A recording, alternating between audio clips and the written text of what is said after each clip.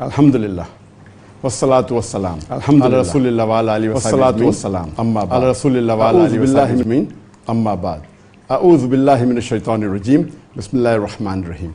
ومن أحسن قولا ممن دعا إلى الله وعمل صالحا وقال إنني من المسلمين رب اشرح لي صدري ويسر لي أمري واحلل عقدة من لساني يفقهوا قولي.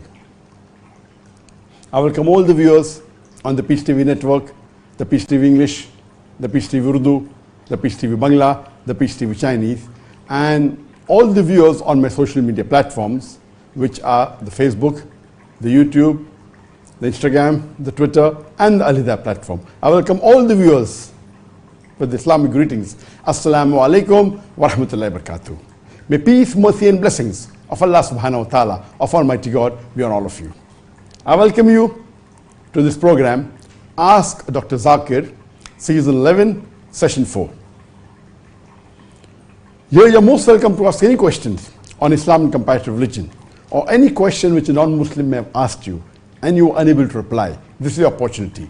Or any question you find in the media which you want to have information about Islam, this is your opportunity. You're most welcome to ask your question on any of the social media platform, but the best and the most high chances that it will be asked, it will be taken by me, is on the WhatsApp. You can mention your question in brief, along with your name, your profession, the city and country of origin, on the WhatsApp number +60 11 21 33 33 60. I repeat, +60 11 21 33 33 60. We'll take the first question that has come on the WhatsApp.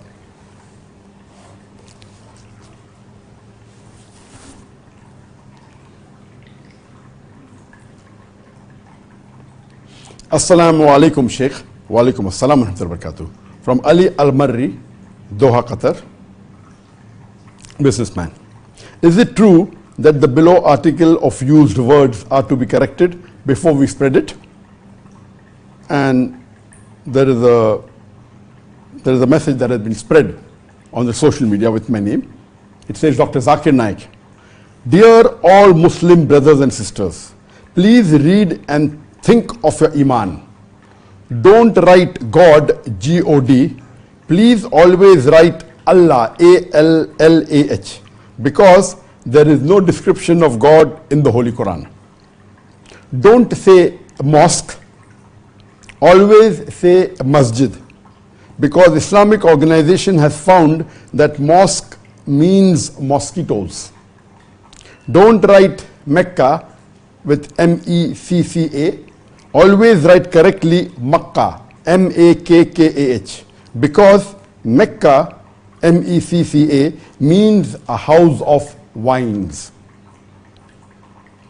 And the fourth paragraph, don't write Muhammad, M-O-H-D, in short form. Always write completely Muhammad, M-U-H-A-M-M-A-D. Don't write Muhammad, M-O-H-D, in the short form. Always write completely Muhammad, M-U-H-A-M-M-A-D, because M-O-H-D, Muhammad short form, means a dog with big mouth. If you have groups, please forward it to our Muslim Ummah. Please don't keep it in your inbox. Share the knowledge. Please read this to the end. You hardly have time for Allah, but He loves you and always blesses you. This message, which is spread in my name, is there in the social media for the past several years. I don't exactly know when it originated, but at the outset, let me tell you, this message was not written by me. I came across it a couple of times earlier, but since you have asked this question, let me tell you, this message is not written by me, and it is there in the social media since many years. As far as whether the information in this message, though I did not write, is it correct or wrong? The first information is correct, and the third is partly correct. The second and the fourth is completely wrong. Now let us discuss each of these four messages that have been mentioned point-wise. Number one, it said that don't write God, G-O-D, with a capital G, capital O, capital D. Please always write Allah, L-L-A-H, because there is no description of God in the Holy Quran. This first message is correct, and I said that in my talks on concept of God, image of world religion, and other talks of mine, that God is not the appropriate translation of the English word Allah. And why do we Muslims prefer calling Allah A-L-L-A-H or A-L-L-A-A-H with the Arabic word Allah instead of the English word God? Because the Arabic word Allah, it cannot be played around with. It's a unique word. Whereas the English word God, G-O-D, if you add S to it, it becomes gods, meaning plural of God. There is no plural of Allah. Qul huwallahu ahad. Says Allah one and only. If you add D-E-S-S to God, it becomes goddess, meaning a female God. There is no male Allah or female Allah in Islam. Allah subhanahu wa ta'ala has got no gender. If you add a father to God, it becomes Godfather. There is no Allah Abba or Allah Father in Islam. If you add a mother to God, it becomes Godmother. There is no Allah Mother or Allah Ammi in Islam.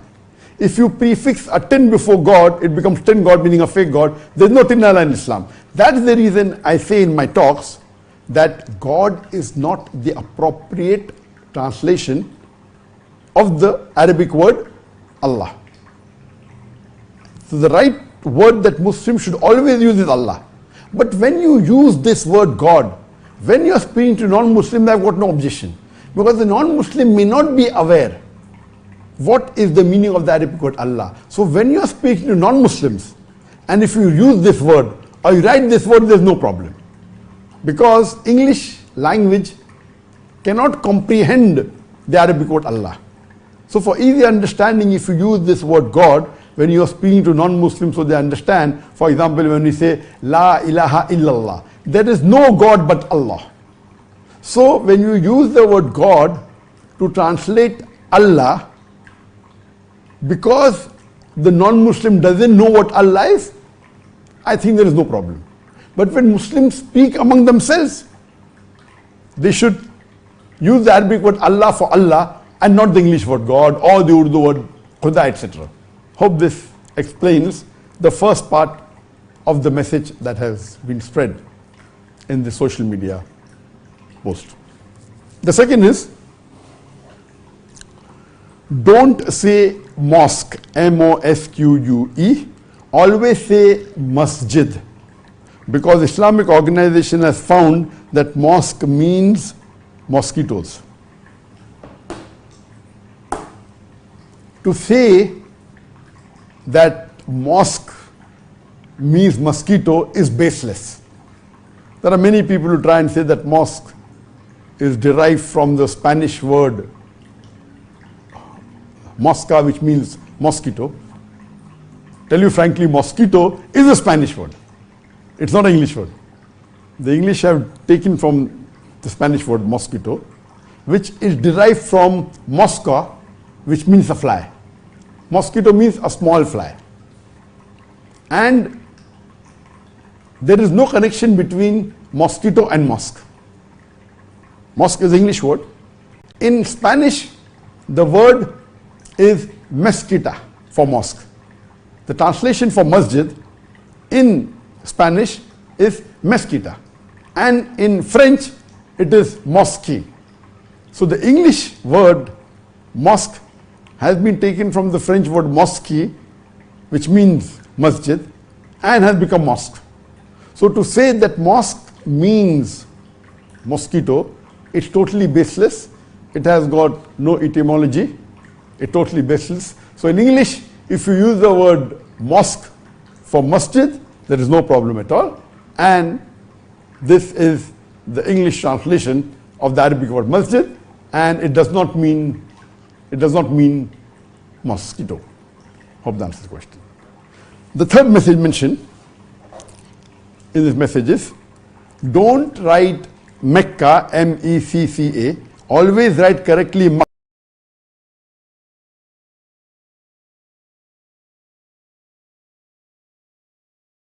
Makkah, M-A-K-K-H, because Mecca, M-E-C-C-A, means a house of vines. And this message is partly correct, because I have said in some of my lectures earlier that the right spelling of the Arabic word Makkah is M-A-K-K-A-H, and don't spell it as M-E-C-C-A. And I have a reason for that. To say that Mecca means M-E-C-C-A, a house of vines, is baseless. Mecca in English means a place which is of a gathering or where people are attracted for an event. That's the English meaning. But the right word for the city in Saudi Arabia where the Prophet was born is Makkah. And the more correct spelling, if you transliterate it from Makkah, is M-A-K-K-A-H. I'm not so much particular if someone makes small mistakes in transliteration, and that's common.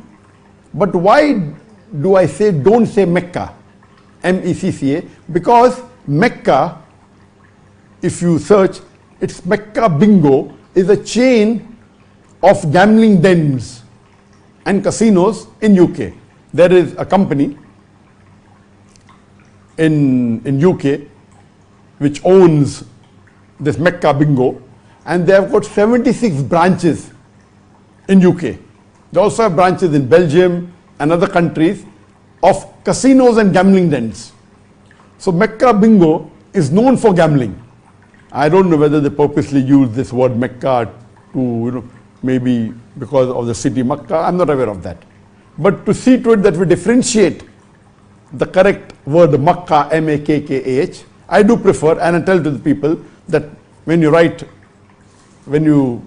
in English for the city Makkah, where the Prophet was born in Saudi Arabia, preferably write M-A-K-K-A-H and don't write M-E-C-C-A. Because M-E-C-C-A, Mecca Bingo, is a chain of gambling dens and casinos. So to differentiate between these two, I said that, but this information that Mecca is house of vines, I'm not aware from where did this person get from. So therefore I said that the third message is partly right. And the last and the fourth message in this post is, don't write M-O-H-D, that's the short form from Muhammad.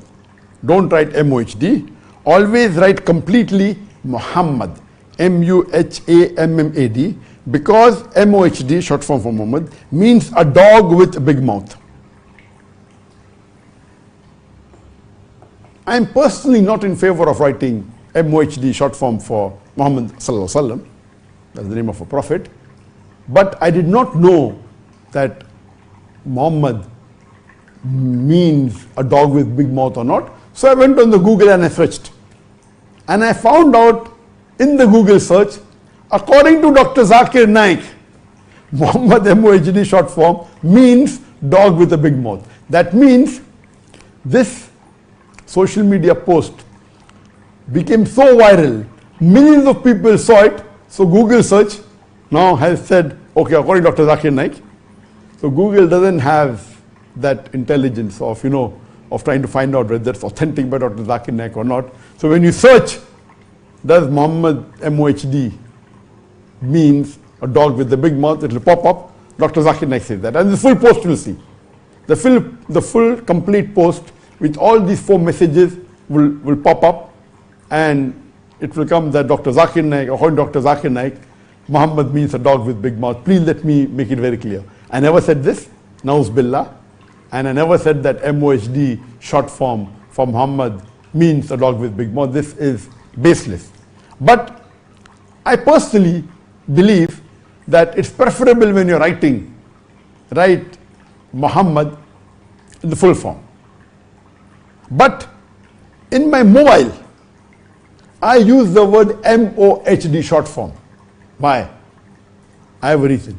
Because the spelling of Muhammad are various. I think there are more than 50 types of ways in which you can spell Muhammad.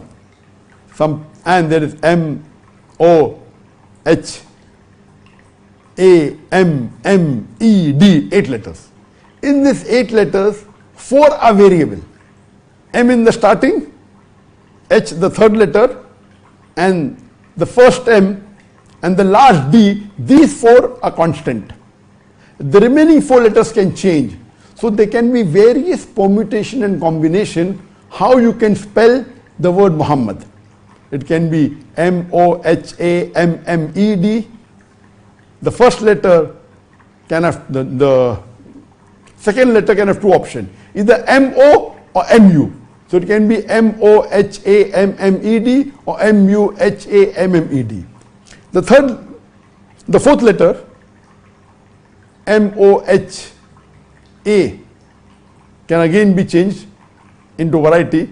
Muhammad, Muhammad, again, the second M, M-O-H-A-M-M. The sixth letter M can be there or cannot be there. Some people spell Muhammad with single M, some people spell Muhammad with a double M. And the second last letter E can either be E, can be A. So when you do a mathematical calculation, because of these 4 variables, the second letter and the M can be there or not be there, the seventh letter E or A, the various permutation and combination, you can have more than 50 different options. So in my search, when I write the name, some people spell M-O-H, some people spell M-U-H. When I write the way they write in the visiting card, I don't remember which spelling has each Muhammad used for himself. So when I search for Muhammad, the name doesn't appear. I said, I know it's there in my mobile. It doesn't, because I don't know what spelling has he used. So in my mobile, all the Muhammad I've spelled as M-O-H-D, common. So that there's no confusion. It's easy to find.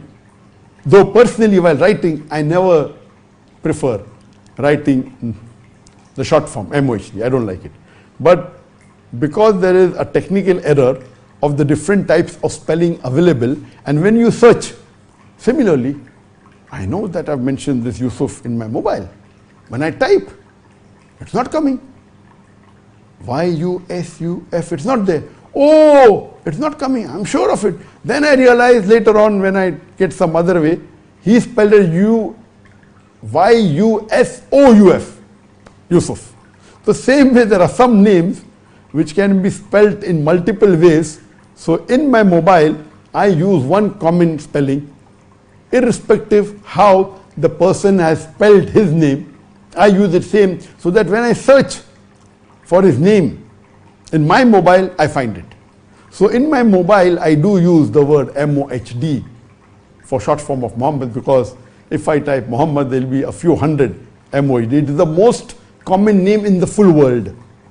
The most common name in the 8 billion human beings in the world, out of which approximately 4 billion would be male, and out of that, out of 2 billion Muslims, 1 billion Muslims would be Muslim male.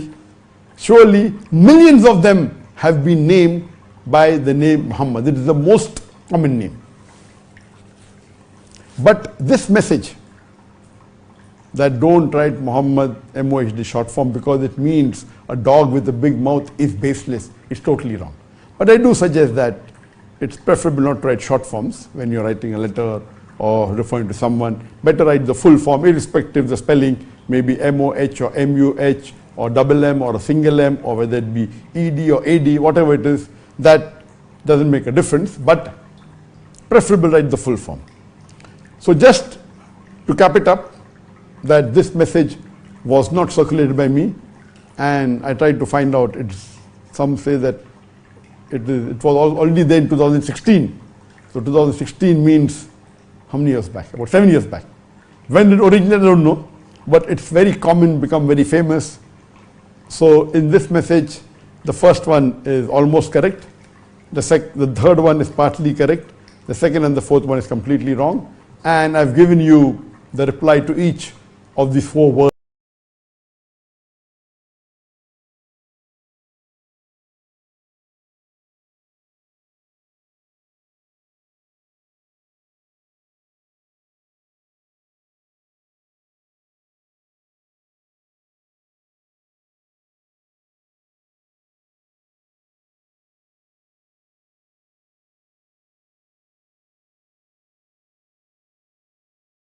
what is the correct ruling.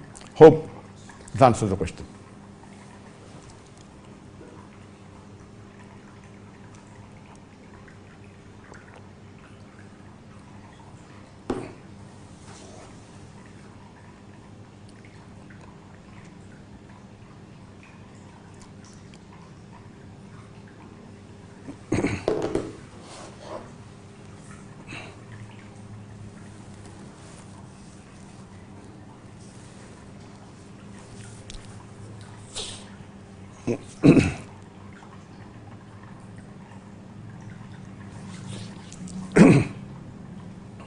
The second question. Assalamu alaikum. Wa alaikum assalam wa rahmatullahi wa barakatuh. Suhail Sheikh from London, UK. I am a businessman. I am your fan and I have watched many of your videos. Sometimes I read in the social media some information along with your photo, but I am sure you have not said it. Can you please guide us how to verify whether the posts circulating in the social media is from you or not from you, whether it is true or whether it is fake? Suhail Sheikh from London had asked that he has seen many of my videos, he is my fan, and sometimes he comes across certain posts which he knows that I have not said it. So he wants me to know, how do you identify whether the post that is there in the social media, is it from me or not? And let me tell you, there are thousands of posts in the social media which I have not created those posts. Yet those posts may have my name by Dr. Zakir Naik, or may also have my photo, very good photo taken from my website, taken from my Facebook, high quality image. They put my photo, they put a message, but that message is not from me. When I scanned these messages, on an average, if I make a rough estimate, out of the thousands of posts that are available in the social media, which is not from me. First, how do you come to know whether it's originally from me or not? Number one, don't just go on the name. Anyone can write Zakir Naik. Don't go on the photo. There are hundreds of my photos available in the social media of high quality, very good photographs. Anyone can go on my website, copy it, can go on the Facebook, copy it. We have got no copyrights and use it. So photograph or name is not the criteria to know whether it's officially from me or not. One of the ways is you can go to my website. The name of my website is zakirnaik.com. So if you go to my website zakirnaik.com, and there are what sections on Peach TV, on social media, on Facebook, and you go there, many of the posts which I put on the social media is also there on my Facebook. Sorry, on my website. So if you go on my website, and if you see it is there, you can be sure it is a post that I have made. It is coming from me. Or you can go on my Facebook. Now, when you go on my Facebook, if you type Zakir Naik, there are more than 1,000 pages by the name of Zakir Naik or close to it. One day I thought there will be 10, 20, maybe 50, maybe 100, and I started counting. That was a few years back. I think maybe 8, 9 years back, when my following was much lesser. And I counted, I reached 1,000, and then I stopped. That means surely about 7, 8 years back, that's in India, there were more than 1,000 Facebook pages by the name Zakir Naik. Zakir Naik, Dr. Zakir Naik fan page, Zakir Naik so-and-so, Zakir Naik that, so on and so forth. So, to know which is my official Facebook page, it should have a blue tick. So one way to find out it's official is the blue tick. Or, at present, the followers on my Facebook are, mashallah, by the grace of Allah subhanahu wa ta'ala, it is 23.5 million. It is the largest following amongst any English religious speaker in the world. Whether Christian, Hindu, Muslim, among the English speakers who are religious speakers in the world, the largest following, alhamdulillah, by the grace of Allah subhanahu wa ta'ala, is mine. It has more than 23.5 million followers. more than 19 million likes, but the followers are more than 23.5 million. Now, you'll be shocked to know that if you do a search on the top 5 English Muslim speakers, after me, that is 23.5 million, mashallah, is Dr. Abu Amina Bilal Phillips. He has a following of 7.9 million. You know, his Islamic International, the Open Islamic University, OIU, is very famous. So on his official Facebook, which has a blue tick, he has got more than 7.9 million followers. He's number 2. Number 3 is, mashallah, Mufti Ismail Menk, on his official Facebook with the blue tick, has got more than 5.1 million followers as of today. And the 4th is, again, Dr. Zakir Naik. 4.5 million followers. But when you go and open it, the URL, everyone says Dr. Zakir Naik. Even my official Facebook says Dr. Zakir Naik. It has a blue tick. But when you see the URL or the real type you have to type to get on the Facebook link, it is Facebook link stroke Zakir Naik. This, which is 4th in the list, is Zakir Naik official. So no one types Zakir Naik. They type Zakir Naik, all comes. So mine will come first, this will come. So, and what they do, the same photograph which I put on my Facebook, this person who has got 4.5 million followers also puts that. And he says that this is a fan page of Dr. Zakir Naik. So if you read, you will come to know it is not mine, doesn't have the blue tick. But the 4th largest amongst the English speaker is again Dr. Zakir Naik, but run by some people, some of my fans. The 5th is also Dr. Zakir Naik. And then when you go inside, it says unofficial Dr. Zakir Naik, managed by a fan. So another fan follower, a fan of mine, has made posts, and normally we don't object anyone copying any of my video. We have got no copyright. We don't, as long as they don't manipulate, they don't create mischief.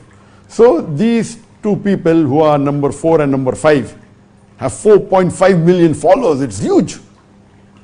They give ads, they monetize it, they make money. As long as they're not doing any mischief, I've got no objection. As far as my personal Facebook is concerned with the blue tick, we don't monetize at all. We don't give any ads. We don't monetize at all. We don't make a single penny out of it. Yes, they tell me that if you want to monetize, I can make $50,000 a month, and on the YouTube, I can make $50,000 a month, on the Facebook, maybe $100,000 a month. But we are doing it for the sake of Allah alone. I don't want to merge or risk losing my sawab for the money. So we never monetize any of the social media platform, talking about the free social media platform, whether it be Facebook, whether it be Instagram, whether it be Twitter, whether it be YouTube. We don't have any ads. We don't take any ads, we don't take any money. But these fan followers, of course, they put ads, they make a revenue, maybe, I don't know what they will be making, $10,000, $20,000 a month, we don't know. So similarly, but it says there, it is managed by a fan of Dr. Zakir Naik. But has a following of 4.5 million. 4.5 million is not small. So this, some of the posts you find, it does say that, Zakir Naik official. So if it says Zakir Naik official, it's not from me officially.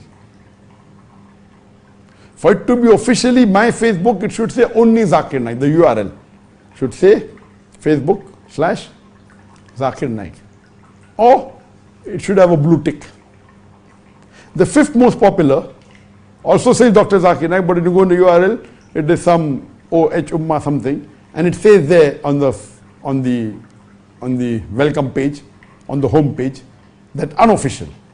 It's managed by the fans, and they keep on, and many a times you find they are more popular because many people click photo with me,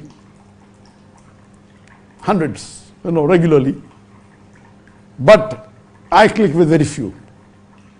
And amongst those I click, I post only those who I feel are important on my Facebook. But those who click with me, they post on their Facebook. So these fan following. How does it reach 4.5 million? If someone put my photo, they go on their website, they copy it and they put it here. So if they want to know about me or about my whereabouts, they may find more from these fan pages than my own. Look, ours is all authentic. They are not very careful. Sometimes they may give wrong information. They may. Inshallah, maybe the niyyah is good. So may Allah reward them.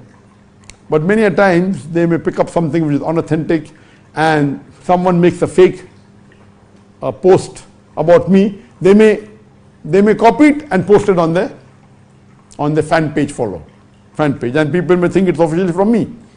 So please don't, if you see it on a Facebook of Dr. Zakir Naik, but not officially from me, if it does not have the blue tick, it's not from me. If it has the blue tick, it's officially from me. So my YouTube had the black tick. My Instagram did not have, they did not give me a blue tick since many years. Recently, a few months back, I think in the last week of April, few months back, they gave me a blue tick, and alhamdulillah, now my Instagram has started, having followers. Now it has reached 1.1 million.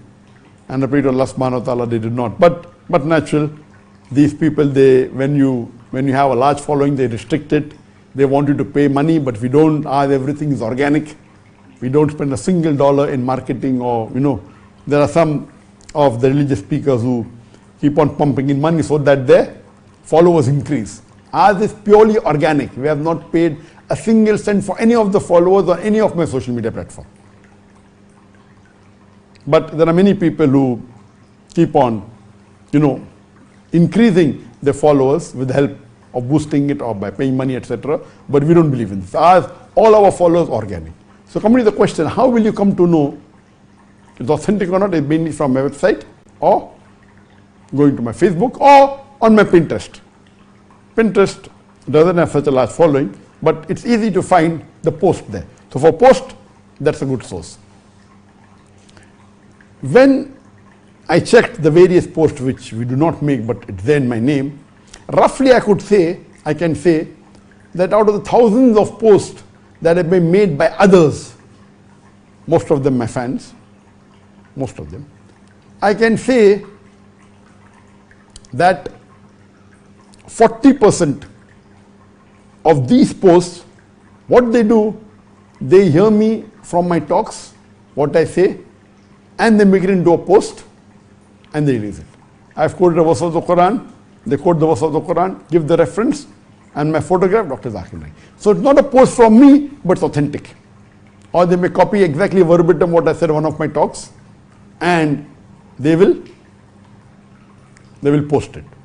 So this 40% of the post, which are copying what I have said in my talk and making a post out of it, alhamdulillah, may Allah give them ajr. If they're doing it to spread the message, I have no problem with that. No problem. There is another 40% of the post which I have not said it, but yet it is authentic. For example, they want to promote a verse of the Qur'an. So if they put my photo, the verse would be read by more people. So they take a verse of the Qur'an, correct Qur'an, authentic, correct translation. They write the reference and they publish it. So there are more views. So this 40%, these posts authentic, but it's not said by me. They may take a hadith from Bukhari and give the reference, Sahih hadith. So 40% of these posts actually what I said, but not published by us. It's correct. Another 40% which I have not said, but every verse of the Quran is authentic. All the hadith of Bukhari are correct, or Muslim. So 40% of the posts which I have not said, but it is from the Quran, or it is authentic hadith, or something about Islam which is correct, but I have not said it. The remaining 20% of the post, it is not from us, but the information in it is incorrect. So on average, those posts which are not made by us, 80% are correct. 40% what I have actually said and I agree with it. 40% which I have not said, but they are from the correct source, from the Qur'an or from the Sahih Hadith, or the information of Islam is authentic. The remaining 20% is not authentic. And this further can be divided into 4 categories. There may be maybe 5% of these posts, maybe a fan of mine. He may know I did not say it, but he may think it's correct. And he may quote a hadith with my photograph or with my name. It may be a Zaif hadith. He may not be aware that all the hadith of Abu Dawud are not Sahih. So his niyyah may be good. So if his niyyah is good, his intention is good, and if he's making a mistake, may Allah forgive him and may Allah reward him. So 5% of them may be to have more views of that hadith, may quote a Zaif hadith and put my name. It has the views, but the hadith is Zaif. So they think it is correct, but unfortunately it's not correct, and they promote it, not with the intention of maligning me. There's another 5% from this 20%, 1/4 of that. They know that I don't agree with that matter on the post, but they want to promote their ideology or their view of Islam or their understanding of Islam. So they may quote something which is bidat in that post with my name or with my photo, so that more people accept it, knowing very well that I disagree with it. This is wrong. This is totally wrong. They know I don't agree with that view, but because they know that if they say it, more people will watch, so they take my photograph or they use my name, they put the information which may be wrong, which may be a bidat, which may be not my view, but so that more people watch it or view it or like it. The remaining 10%, or 20% is not correct, I have told about first 5%, second 5%. The remaining 5% may be those groups of Muslim which are deviated and want to malign me, so they give some information which is not authentic purposely to malign my name. Let me say something. And the last 5% are made by non-Muslims. They make posts with my photograph to malign me, and some of the posts have become very viral. And one such post is with my photograph, with my name down, saying that a Muslim is allowed to have sex with his slave girl. And if he does not have a slave girl and his wife is not available, he can fulfill his lust with a goat or sheep. Dr. Zakir Naik. Anyone who has heard my lectures will know it's a fabrication. So this post, I believe, has been made by the non-Muslims. Most of the non-Muslims who watch my videos, alhamdulillah, are my fans, but there are some political groups, from India and from other parts of the world, politicians. My main problem with the non-Muslims are the politicians. Otherwise, the general non-Muslims, majority who watch my videos or watch my lectures live, majority, you could say more than 75%, they are my fans, and some may be neutral. But these politically motivated people, whether it be from UK, whether it be from India, whether it be from Malaysia, for the political gain, for the vote bank, they may create a fitna that, like how in India, the Prime Minister Narendra Modi, I'm a terrorist to his vote bank, I'm giving hate speeches, I'm doing money laundering. And I said that in my earlier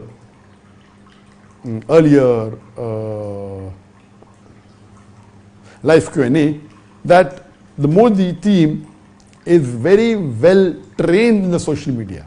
And they have got hundreds of cyber troopers. And these cyber troopers, hundreds of them, each one of them, if you see the videos of those people who are working with the Modi team and left, they say that the lowest person who's there, each one has 15 mobiles. The lowest team has 15 mobiles, then the supervisor, then there is assistant manager, then there is a manager. It's a full pyramid of hundreds of people are working for them. And many of them, they go to the popular Muslim religious speakers in their website, in the name of Muslims, and they try and disrupt. Whether a live session is going, they want to disrupt, they want to use some name. They come as a Muslim name, and they write comments, Anyone who's well versed with the media will know this person is not a Muslim. So these people even make posts in the social media to malign the very popular Muslim speakers and religious speakers. So they have this modus operandum that how when a live session is going on the Facebook, on the YouTube, they come and they attack. So you may think, oh, 20 people are coming. There are only 2 of them. Each one may be having 10, 15 mobile. 2 people come, each one 10 mobile, and they keep on, writing messages from different mobiles. So 2, 3 people come and it looks like 20 people have come. And that's how they do. Some may have Hindu name, some may have Muslim name. They ask questions, they keep on replying, they keep on supporting one another, and that's how they come. So this is common.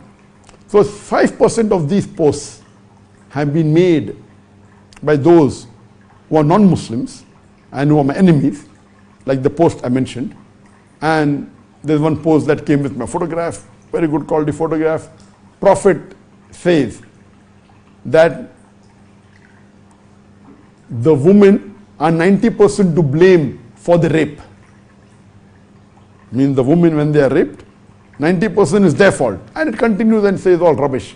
And then says that in Islam, the man is made to, the woman is made to satisfy the sexual urges of the man. And if a woman, if she satisfies the husband, she's serving Allah.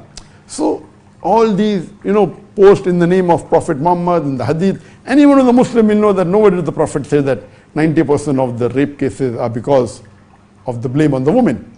So they say many things in the name of Islam. So the way they say it, you can come to know this is made by non-Muslim. Because the Muslim will never write such things in the name of the Prophet. So this, in short, was just a brief that when you find any post in any person's name, the social media, if you are not savvy with the social media, when you search on the Google, you should know the statistics. How do you come to know whether it's authentic or not? When you're doing research, how do you come to know? On the Wikipedia, everything on the Wikipedia is not true. According to statistics, 2/3 of what is said on the Wikipedia is true. Or Wikipedia is an open encyclopedia, anyone can write. There is no way of verification. They give their views of verification and references, but there's no one person checking whether it's right or wrong. So anyone can contribute. So the rough estimate is 2/3 of what is said on the Wikipedia is correct. So how do you find out what is right, what is wrong? So when you go on the social media and you search and ask Sheikh Google something, if you're not well versed in how to identify, you may get lost or you may be misinformed. You may start believing that this person who's actually good has said rubbish. Or you may believe that the person is nonsense and he said some good things. So like imagine, I'm trying to find out that does MOHD mean dog with a big mouth? And the pop-in comes, Dr. Zakir Naik says. I never said it. So a person who doesn't know this will start believing. He may be my fan. Because he's not well versed. So more than 95% who Google and try and find out, did Dr. Zakir Naik say that Muhammad MOHD means a dog with a big mouth, and they'll believe in it. Unless this video now of mine becomes famous and it pops up again, and if the title is saying Muhammad does not mean a dog with a big mouth, then people will, okay, they see my face, I'm giving the answer, but it's difficult. So that's the reason you cannot blindly believe in what you see on the social media. It's a great bane. There are a lot of advantages, but you should know how to utilize it. Otherwise, you can get misled by it. So this was in short regarding how to find out whether the post is authentic or not, and what is the percentage. I repeat to Allah subhanahu wa ta'ala, those people who are doing it to spread the deen, see to it that when you want to spread, don't use wrong means for the right goal. When your goal is correct, even the means should be correct. You cannot use wrong means to achieve a correct goal. So it is wrong to use wrong means to achieve a correct goal. And I pray to Allah subhanahu wa ta'ala that may Allah reward all the Muslims who are trying to spread His message and spread the deen.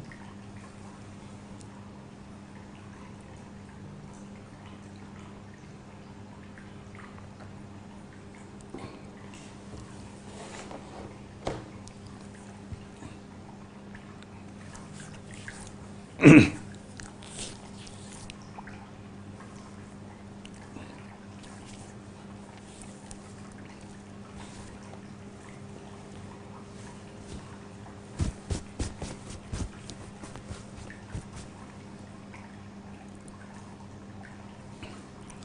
the YouTube, we have Miko Paulak, Roman Ahmad, Hamisi Juma, Lubega Ismail, Hamisi Juma, Mr. Neutron, Rifat Hassan, Ahmad Hamid Ashrati, Assalamu alaikum, wa alaikum salam, Saifullah Wani, Sihabuddin, Muhammad Ahmad, Hamisi Juma, Farad Ismail. I'm just mentioning these names so that they know that there is a team of mine. It's difficult for me to read and select because there are thousands of questions coming, as I said. So it's easier to select the WhatsApp messages which have been sent throughout the week, and we receive about maybe more than 5,000 WhatsApp messages, where there's a team of people reading these messages. From that, they forward me 100 questions. From that, I select about 15 to be answered. And there may be a few questions that there's a team now reading all these questions, and selecting and sending on my mobile. And from that, I decide whether to select. From the selected is easier. So here I'm just reading to let the people know that, okay, you are there live and I'm taking your name. I'm not reading a message. Only I'm reading sometimes the dua, sometimes I love you, sometimes assalamu alaikum. So here we have Istim Ibrahim, assalamu alaikum, Muhammad Ahmad. Then you have Rifat Hassan. You have Santosh, love you Zakir Naik. All these people, they're saying salams and they're wishing me salam, wa alaikum assalam wa barakatuh. And they're doing duas for me. Allah subhanahu wa ta'ala, inshallah, give you the best. To all the Muslims that have done dua, may Allah give you the best in this world as well as in the akhirah.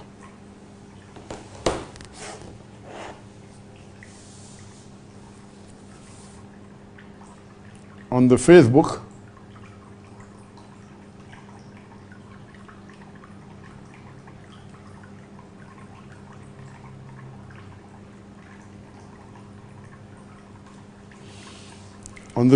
you have Muhammadi S.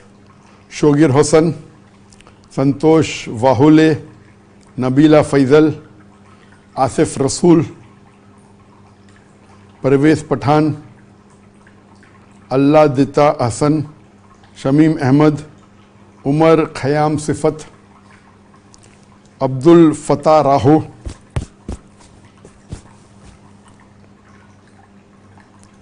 Junaid Mullah, Taha Mirza, Malik Wasim, Imtiazur Rahman. Most of them are saying assalamu alaikum, wa alaikum assalam. They're doing duas for me, I do duas for you too.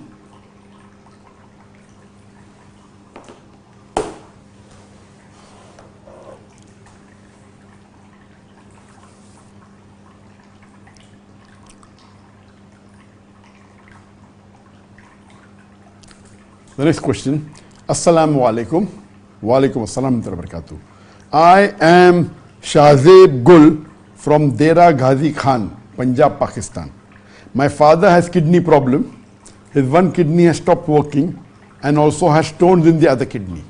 MashaAllah, he prays his salah regularly and insists to fast. I always request him not to fast, but he does not listen to me. Finally, he agreed. Whatever Dr. Zakir Naik says, whether to fast or not to fast, he will do the same.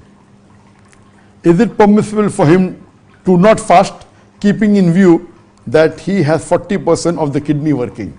My father is 55 years old. A similar question has been asked.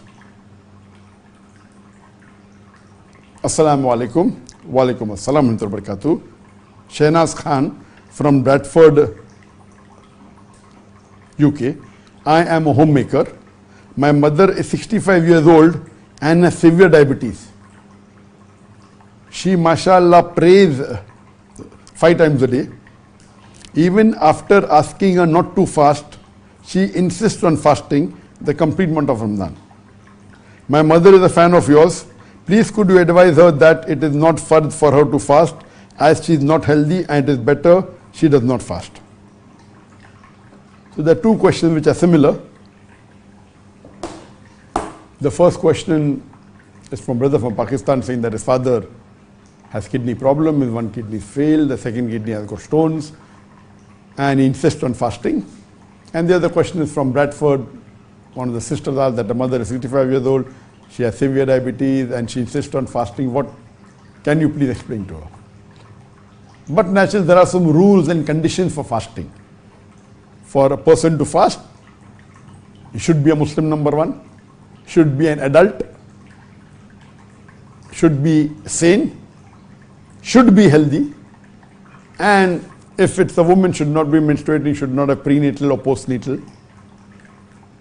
So these few conditions are required. So one of the conditions is that if the person is not healthy, it is not fard for him to fast.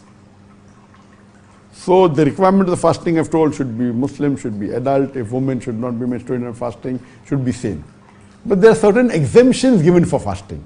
For example, a person is traveling. It's mentioned in the Qur'an, in Surah Baqarah chapter 2, verse number 185, 185, 6, 187, 188, that if you are traveling, then you need not fast in Ramadan, you can fast later on. Similarly, if you are sick and you cannot do, then you can avoid fasting and fast later on when you get healthy. So as far as the ruling of people who are sick is concerned, if you are sick and you cannot fast, you are allowed to miss the fast which is fard during the month of Ramadan and fast later on when you are healthy. But if you have a health condition which is chronic and it will not at all improve, whether it be chronic kidney disease known as CKD, or maybe severe diabetes mellitus, or maybe terminal illness. So in this case you need not fast, and there can be fidya given. You can feed hungry people. For the full month of Ramadan you can feed 30 people who are poor, and that will compensate for that. Regarding the question asked here, that his father is suffering from a chronic kidney disease, one disease has failed, one of the kidney has failed, has a chronic kidney disease, CKD, and he prays 5 times a day, mashallah, insists on fasting even though his son doesn't want him to. And on the other side you have in UK a sister whose mother is 65 years old, has severe diabetes, and she too insists on fasting. Can I advise her that it's not required for them to fast? The general ruling in both these cases, because the kidney has failed, it means CKD, chronic kidney disease, and severe diabetes, the ruling is that they need not fast. They don't have to fast, and Allah will not question them, and they can feed 30 people for the complete month of Ramadan. But there are some people who, even though they are sick, they may have a higher level of taqwa and they want to fast. Like in traveling. Today traveling is very easy. So though Allah has given the permission that you need not fast during traveling, it's not a fard not to fast. So when I travel, always, the month of Ramadan easy, the whole atmosphere is there. Whether I'm traveling or nowadays, the traveling is so easy. You're traveling in the plane, no problem, or in the train. Unlike the earlier times where you should travel on a camel in the hot sun, difficult to fast. Here everything is so easy. In fact, if you tell me not to fast and fast later, it will be difficult for me. Fasting in the month of Ramadan is easy, everyone is fasting. If you tell me not to fast and fast on the other day, it's more difficult. So even if you're traveling, whether in a plane or whether in a car or whether in a bus, it's not compulsory you should not fast. But the rukhsa is given. The permission is given even today. Even if the travel is comfortable and you say you don't want to fast, you are permitted not to fast, but you have to compensate for the first fast when the conditions are better. When you're not traveling, that is compulsory. So similarly, if people who are sick, depends upon the sickness. The ruling is that the sickness is very mild and then it doesn't disturb your fast, then you should fast. There's no rukhsa for that. But it's a severe illness where it's difficult to fast, then you should not fast. But yet, some people have taqwa and they are strong and they yet want to fast. So what is the solution for that? So there was a survey done. As far as medical is concerned, if you have a mild diabetes, where you're only on a low level of tablets, then you have to fast. It is not sufficient excuse for you not to fast. So if you have mild diabetes, in which you are taking few tablets of a low dosage, you have to fast. You cannot say I have diabetes, I don't want to fast. No, you cannot. It doesn't hamper. As long as you take your tablet regularly, in the morning or in the night, it will not. But if you have moderate diabetes, where you are on high level of oral tablets, or maybe you are taking some insulin of a lower dosage, that's called moderate diabetes, then you are excused for not fasting. But yet, if you want to fast, you can fast.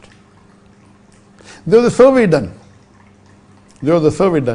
That amongst the people who have diabetes and who need not fast, and Islam has given permission, and all the schools of thought are unanimous, that if you have a sickness such as moderate or chronic diabetes, you don't have to fast. Or if you have a chronic kidney disease, you don't have to fast. In spite of that, when a survey was done, that 60% of the people who have moderate or severe diabetes, they yet fast the full month of Ramadan. And additional 15% may fast for 15 days or more.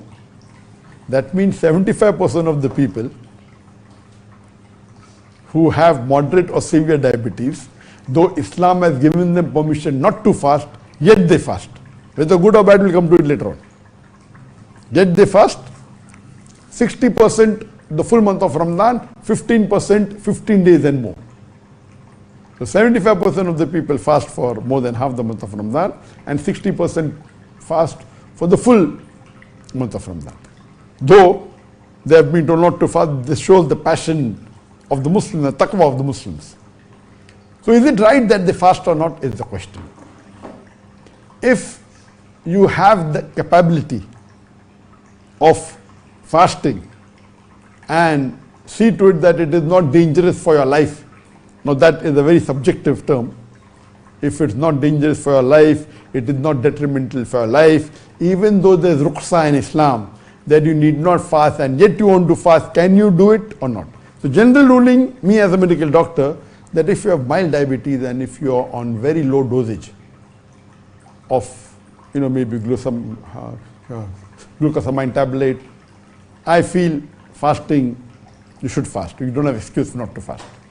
But if you are on moderate diabetes, talking about diabetes 2, there are two types of diabetes mellitus 1 and diabetes mellitus 2. I'm talking about diabetes mellitus 2, which is mild, or if you're pre-diabetic, that's not an excuse for you not to fast. But if you're moderate diabetes, where you're on high dosage of oral tablets, or if you're taking insulin of a small quantity, then you can fast if you want to fast. You have been given the ruqsa not to fast. But then what you have to do, you have to regularly keep on checking your blood sugar level. And you have to see to it there are not severe bouts of hyperglycemia and hypoglycemia. That sugar goes up or comes down. If there are too many bouts of up and down, it is detrimental for your health. So if you are moderate diabetes, and if you see to it that you take your tablets before the suhoor, early in the morning, and if you have to take twice a day, you can take it after the iftar at night time, and see to it that in between while fasting, you check your blood sugar. It doesn't go too high, doesn't go too low, then it is safe. If you have severe diabetes, where you are on high dosage of insulin, you should not fast. Yet, if you want to fast, you can do it with consultation of your diabetologist. So if there are specialists in diabetes, he will check everything, and if you insist, I want to see to it that you consult a diabetologist. Generally the answer is no, you should not fast. It is not Islamically correct. If your life is in danger, you have to fast. It is incorrect. But if you have an expert in diabetes, and if he comes and he tells you that, okay, fine, I'll monitor it and this and that. So the general ruling is that you need not have to fast. Islam has given you the rukhsa. But it is know that I have taqwa, I have to fast. And I know very well that a normal human being, an adult human being, requires 7 to 8 hours of sleep. I'm a medical doctor. Average sleep required for a human being is 8 hours a day. If you sleep 7 hours, acceptable. If you sleep up to 9 hours, acceptable. Anything above 9 hours is excessive sleep. Anything below 7 hours is less sleep. And medical science tells us today that if you sleep less than 6 hours, then 0.01% of the people can function normally. Means if you sleep less than 6 hours, or if you sleep for 6 hours or less, or 6 hours, not less, 7 to 9 hours is normal. If you sleep for 6 hours, then 0.01% means 1 in 10,000 people can function normally. Now I am a medical doctor, I know this, and I've said this several times before. I on average sleep 3 to 3 hours a day on average. Sometimes 2 hours, sometimes 3 hours, sometimes 3.5 hours, sometimes 4.5 hours. On average, I sleep about 3 to 3.5 hours a day. And this I'm doing since several years. You know, I used to sleep in the medical college maybe for about 4 to 5 hours. And got involved in the field of dawah, it became less. It became 3 hours and then became 3.5 hours. And I came to Malaysia for the first 1 or 2 years, maybe I slept for 1 hour more, but again I went back. On average, I've been sleeping 3 to 3.5 hours on average for the last many decades. Maybe for the last 30 years. Medically, it's abnormal. Medically, it's abnormal. If you ask me, how many people in the world can sleep for 3 and 3.5 hours and function normally? The answer would be maybe 1 in 10 million, 0.0001%. Or if you say 1 in 10, I'm just saying a figure which is safe. It can be more. 1 in 10 million means there are 8 billion people alive. Correct? 1 in 10 million means there will hardly be about 800 people.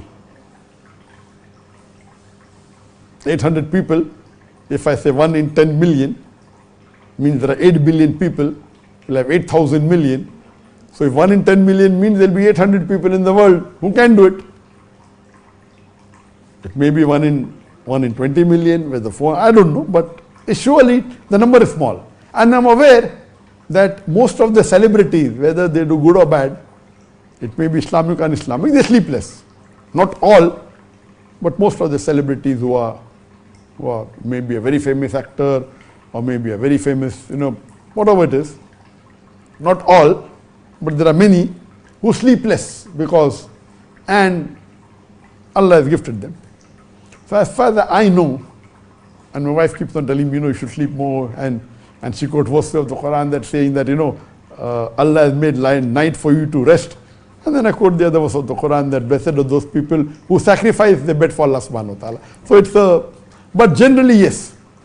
Generally, as a medical doctor, 7 hours minimum is required. So I tell my son, okay, fine, 7 hours you should. So I don't force him that, why don't you sleep for, I'm sleeping 3 hours, you sleep for 5 hours. I don't tell him that. I'm a doctor, I know that, yes, if he sleeps more than 8, I may say, okay, 7, 8 is also okay. He sleeps for about 6.5 or 7 hours. Average 7 hours he sleeps, sometimes 6.5.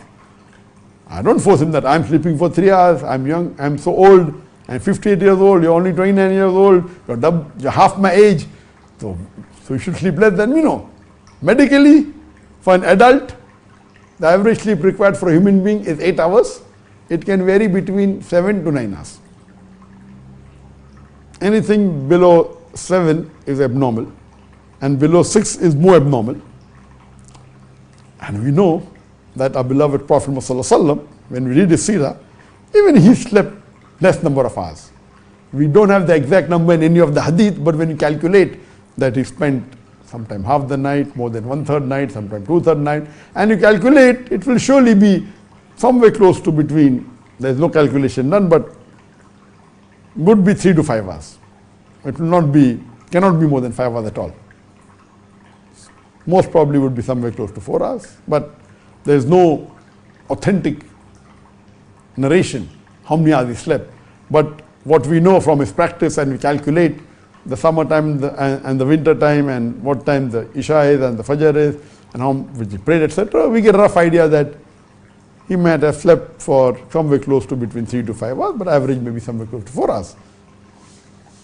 So similarly, if you can do it, fine. If you cannot do it, you should not.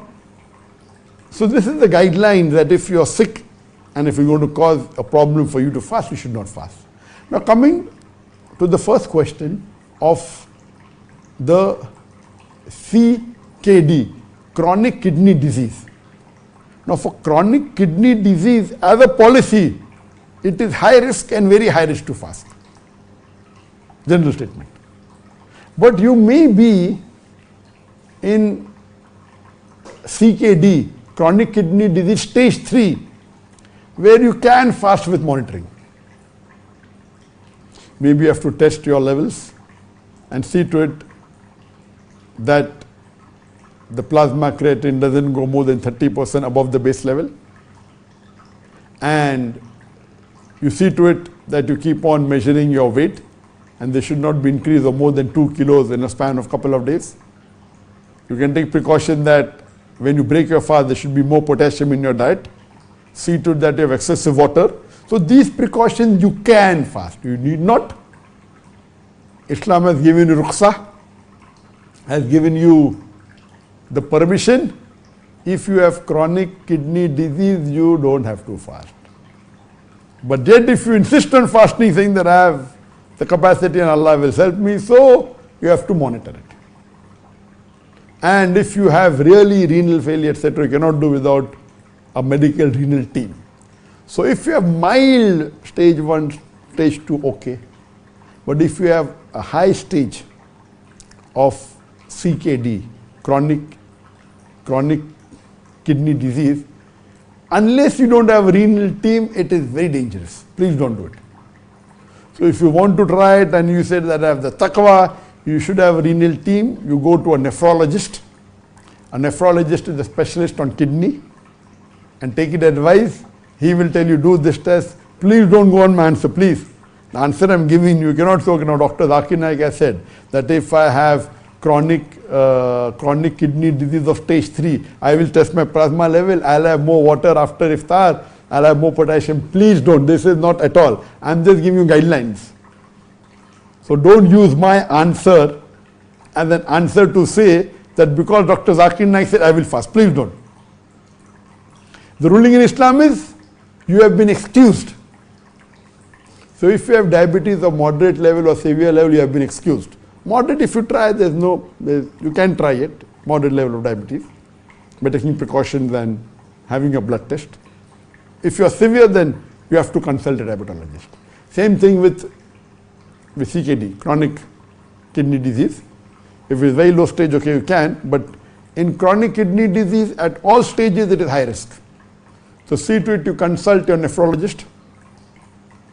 This answer of mine was to tell you that if you have the passion, if you have the taqwa, yet you have to take precautions. You cannot say that I have the taqwa and then if something happens to you, then it is haram on you. You cannot say I'll jump and Allah will save me. It is suicide. So without taking proper precautions, you say I will fast and you insist I'll not break my fast, it is haram in Islam. If you know your blood sugar is going up and down, you have to break it. Oh, no, another 2 hours are there, I've got strength. If you're having severe diabetes, then your blood sugar starts going up and down. Hypoglycemia, hyperglycemia. It is fard on you to break your fast. If you don't, it's haram. It will be considered nothing like suicide. It will be suicide. So let me make it very clear. So if you have that passion that no, I'm sick and I don't want to fast, take your precaution, follow the rules of the Sharia. That have all the team, have the specialist give you advice, keep on checking, something fluctuates, be prepared to break. If you are not prepared to break, then it's haram. Same thing with the kidney. There are researches done, even on people, those who have got chronic kidney disease. And there are chronic kidney disease researches that they took a group of 70 people who had the disease, who fasted, and 70 didn't have disease, and there's no difference in both of them. Of course, they are at a lower stage. So, of course, a lot of taqwa is required. So there is a medical organization called as for patients of chronic kidney disease and diabetes mellitus, especially advising them in the month of Ramadan. There's a Muslim organization, you can Google it, you'll find it. So you can surely take the help. They're specialized in advising Muslims during the month of Ramadan whether you should fast or not and what care you can take. So the general answer is that if you fall in the chronic stage of diabetes or of chronic kidney disease, please don't fast.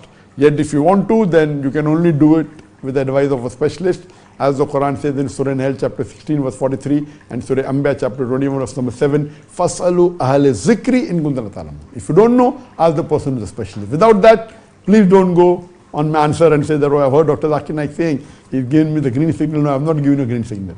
I'm just telling you that the rules of how you decipher whether it's permitted or not. General ruling is that if you don't fast, you are forgiven. Allah will not hold you responsible. But yet if you want to, take the precautions, and if the specialist give you permission, you can go ahead, otherwise don't. Hope that answers the question for both the patient who has a chronic kidney disease as well as the person who has got severe diabetes mellitus. Jazakallah shukr.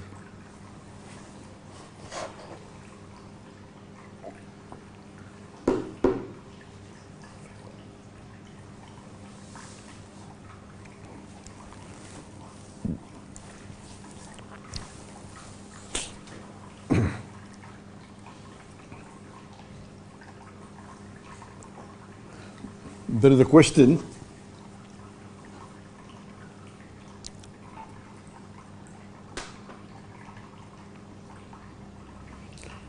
There's a question that came to me on the WhatsApp, and he says, I'm a Hindu and I'm from Nepal. I'm watching your videos since long time and I'm interested in Islam, but I want to read the Qur'an in my language, Nepali. I don't have the Qur'an and I'm in Poland right now. Do you have any Nepali translation of the Qur'an? Please, if you have, then deliver to me in Poland. I will give you all my addresses and money as well. I've seen so many videos in YouTube and I am fully convinced, so I want to take Shahada from you, Zakir Naik. How will you give me? I think it's better to call me for Shahada. When I read this question that was selected by me, by my team in the morning, I told my son to contact this number that has been given in this message and speak to him, and my son Farik spoke and he got this message that my full name is Binod Pariyar. I'm from Nepal and I'm currently working in Poland. I was a Hindu and I have studied Islam since 2 years from the video of Dr. Zakir Naik.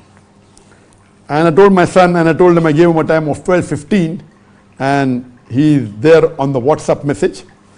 And he's there on the laptop of my son, and I wish to you, Assalamu alaikum wa rahmatullahi wa barakatuh. There's a question that came to me on the WhatsApp. Assalamu alaikum wa rahmatullahi wa barakatuh. And I'm from Nepal. He is Binod. I'm watching your videos since long time, and I'm interested in Islam, but I want to read the Quran in my language, Nepali. I don't have the Quran, and I'm in Poland right now. Put the audio off, please. Do you have any Nepali translation of the Quran? Please, if you have, then deliver to me in Poland. I will give you all my addresses and money as well. I've seen so many videos in YouTube and put the audio off.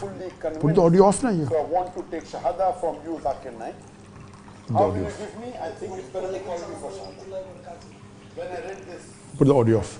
You have to understand that what I'm saying, it is being recorded on the camera, going through the internet to Dubai, and from Dubai it is going onto the Peace TV, and then coming live on the Peace TV, coming live on the Facebook, coming live on the YouTube. So generally there is a delay by the time I say something, and if I have a YouTube here, the same thing I'll hear maybe a minute later, sometimes 30 seconds later, sometimes 1.5 minutes later. So they cannot be a live up and down, but can be on the call. what I'll do, that Binod is there.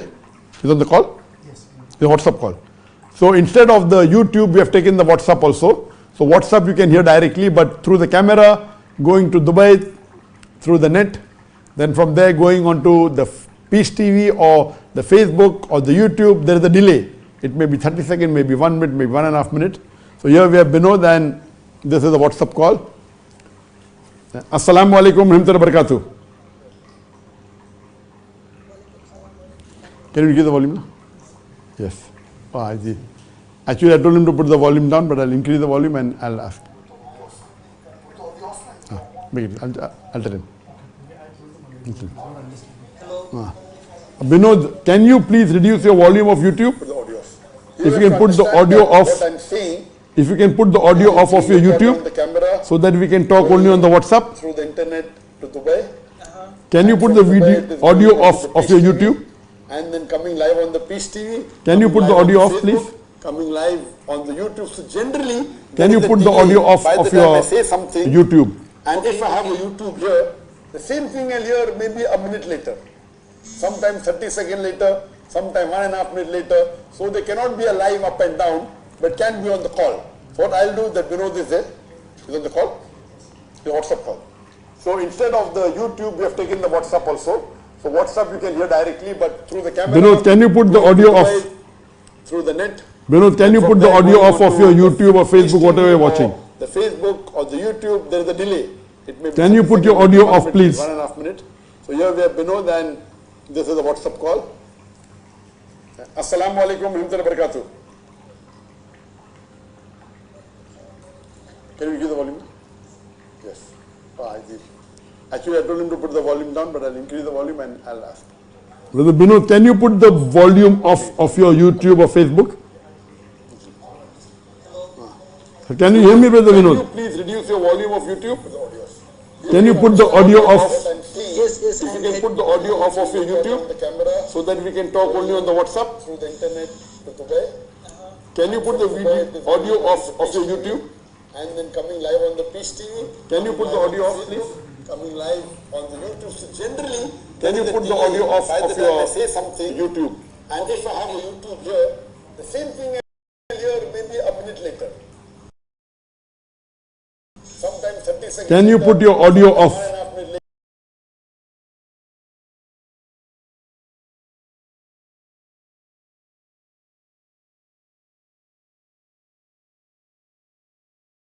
Of the YouTube or Facebook. What?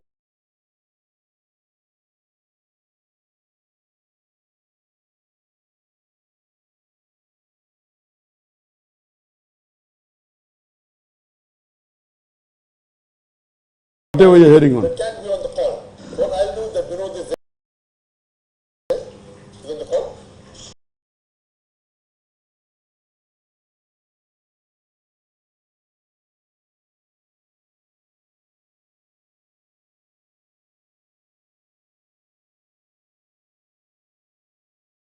The WhatsApp call. So instead of the YouTube, we have taken the WhatsApp also. So now,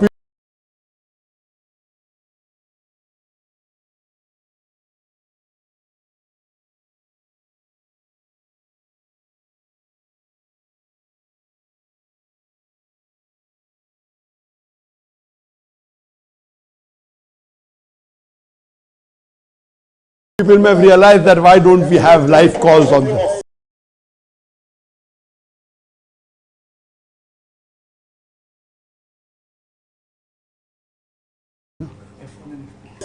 On the YouTube, on the social media. Can I? Binod?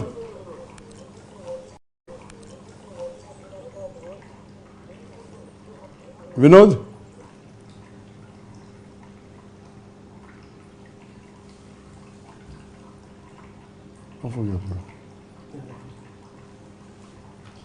I have live calls on the phone. Can you hear me, Binod? He will not repeat, no, there's audio, he will not. Can you, okay, can you put your video, can I see your video? Your camera? Okay, I'll just say the Shahada, can you hear me? You will not be able to hear. Okay, I'll just say the Shahada, you can repeat it, okay? Okay. I'm just facing on the camera. S.a.w. Allah ilaha illallah wa ashhadu anna Muhammadan abduhu wa rasuluhu. I bear witness that there is no God but Allah, and I bear witness that Prophet Muhammad is the messenger and servant of Allah. MashaAllah, you have become a Muslim. MashaAllah, you have become a Muslim. To Allah subhanahu wa ta'ala that may grant you the best in this world, the best as well as in the hereafter. As well as in the hereafter. To Allah subhanahu wa ta'ala that through you, let other people come to Islam. And I pray to Allah subhanahu wa ta'ala that may He, through you, let other people come to Islam. And give my name as well. Your name, yes. I would, if you want a name for yourself, your name was Binod, so I would suggest that you can call yourself Umar. Umar, yes. Umar was the name of the second Caliph of Islam. And may Allah subhanahu wa ta'ala give you the best in this world and the akhirah. And since you said you have been seeing my videos for 2 years, that is the reason I didn't ask you that, do you believe in one God or not? I know that you believe because I have been seeing my videos. I pray to Allah subhanahu wa ta'ala that inshallah I will see to it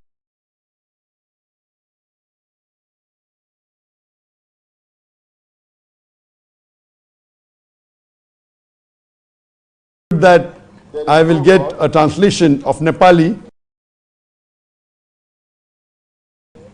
the translation of the Qur'an in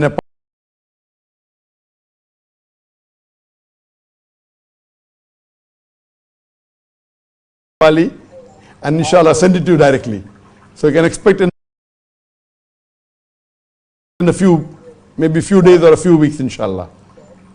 I will just ask my son to deliver a copy of the translation of the Quran in Nepali to you, inshallah. So in the next few days or a couple of weeks, you'll get it, inshallah. Jazakallah. Assalamu alaikum wa rahmatullahi wa barakatuh. That we grant you the best in this world as well as in the This was the first time that we tried it on the WhatsApp, because since we are live on the satellite and on the YouTube and the Facebook, we can take audio calls, but again audio calls will be repetition, therefore we don't really, it will be similar to live sessions that we have, and we prefer having different questions rather than repeating the question in a live call. They may repeat similar questions, would be somewhat like having a live session. So we prefer having questions asked on the Facebook or on YouTube, on WhatsApp message. So we can select those questions which have not been asked before. That's the reason when my team sends me a question, they may not be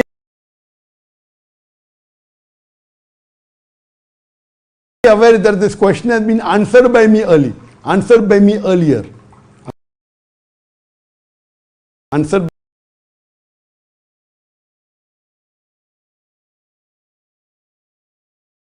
by me already before, maybe a month before or 2 months before, a year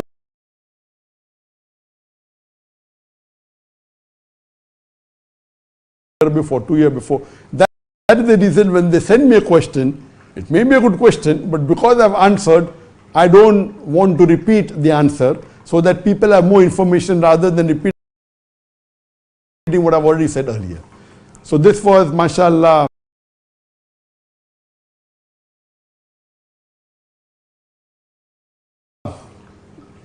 Binod Pariyar. from Nepal, and he's staying in Poland.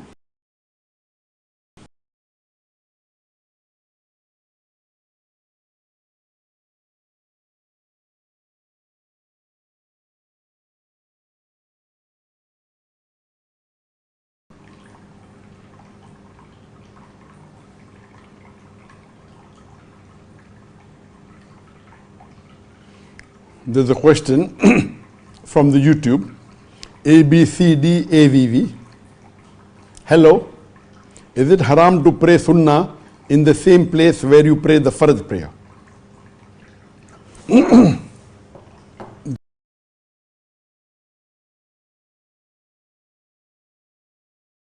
The question poses that is it haram to pray sunnah in the same place where we have prayed fard? What the Prophet said, that immediately when you finish your fard salah, if you want to pray sunnah, then you pray in a different place so that you can differentiate between the two salah. If you have finished your fard salah and you immediately want to pray sunnah, then you shift your place so that you can differentiate between the two salahs. But if you paid your fard, and after the fard you have done dua, and I've spent about 5-6 minutes in dua, and then if you want to pray sunnah, there is no problem at all. You can pray in the same place where you prayed your fard. Only if you want to pray immediately, it is recommended by the Prophet that you pray in a different place so that you can differentiate between the fard and the sunnah salah.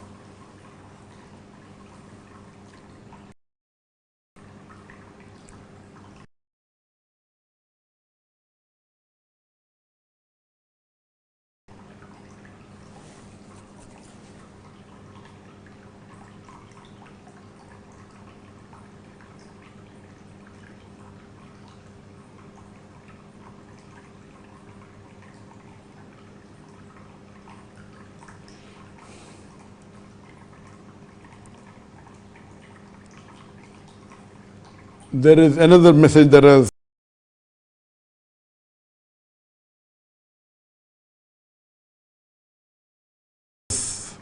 just come on the YouTube. It's a photo of one of the posts.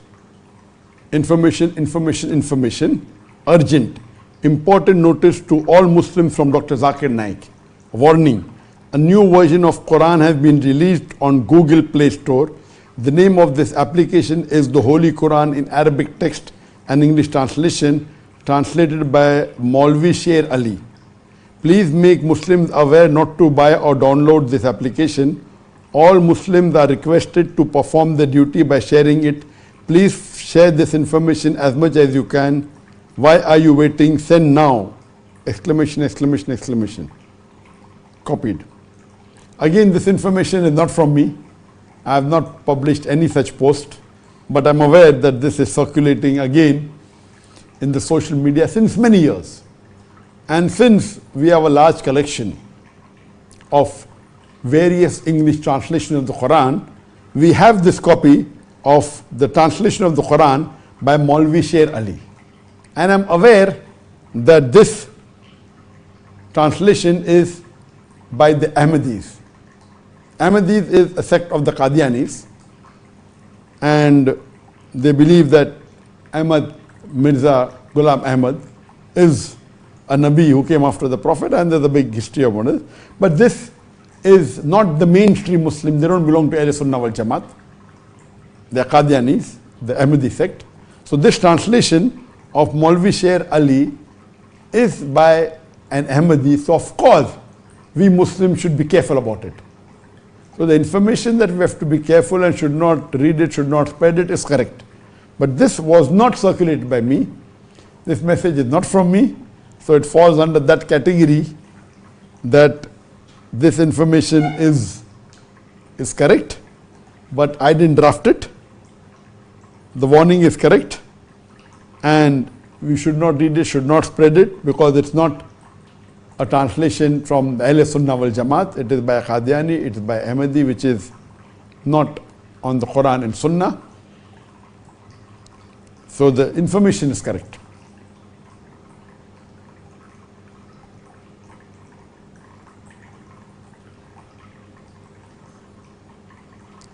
There is a Nono 4 Tangtung from YouTube. Assalamu alaikum. Wa alaikum salam. Dr. Zakir Naik, is it haram to live with your non-Muslim girlfriend even if you don't do haram things? The question poses that is it haram to live with your non-Muslim girlfriend even if you don't do haram things? Living with a non-Muslim girlfriend itself is haram. So you're asking me the question that is it haram to live with a non-Muslim girlfriend if you don't do haram things? It is like you telling me that is it permissible for me to drink alcohol and then not do haram things? Do you understand? Is it permissible to drink alcohol, but after drinking alcohol I will not do any haram things? So is it allowed for me to drink alcohol? And the answer is no. Drinking alcohol itself is wrong. So you ask me the question, can I live with a non-Muslim girlfriend? Living with a nahmaram in Islam is haram. And then you will not do haram things, that's another thing. So it's like you asking me, can I drink alcohol?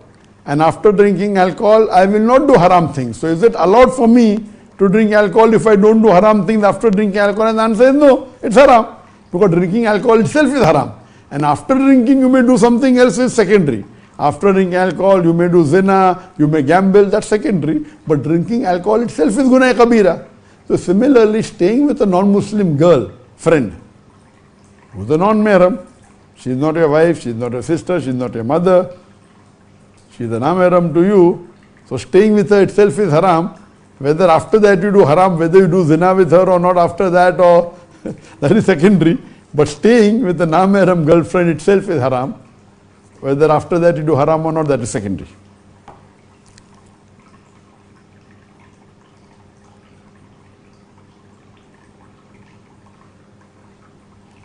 Question asked by Miftal. Assalamu alaikum. Can a man do exercise shirtless in a public gym?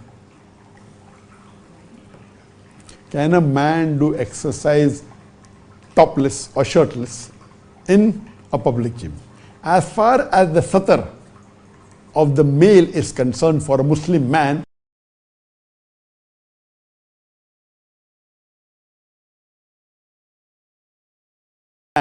it's from the navel to the knee. There are different opinion whether the knee is included or not, but the right opinion is different opinion. I mean, the Shafi madhab and the Hanafi madhab, that is the knee included or not. But preferable is that you include the knee also. So the question is, if he is shirtless, as long as is from the navel bottom is covered, it is permitted. General ruling.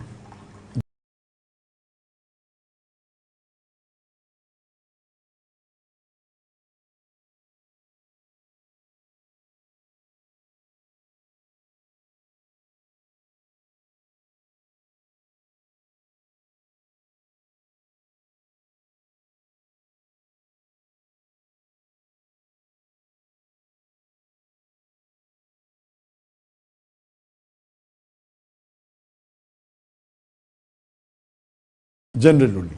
So if you are shirtless without a top, as long as from your navel downwards below the knee is covered, it is permitted. But you said a public gym. So if you know that it's a public gym, and if it's a gym where male and female are together, and then if you think it will create a fitna, by law it's permitted. But it can come in the makruh category if you think it's going to create a fitna, that if it's a gym where both the sexes are there, and if you are somebody watching you, and if you want to create a fitna, so it can come. Generally, it's permitted. But because you said public gym means in the open place, and whether if it's only male, then no problem at all. If it's female and depending on the other situation, etc. But generally, yes, being topless in a public area for a male is permitted because his satar is from the navel to the knee.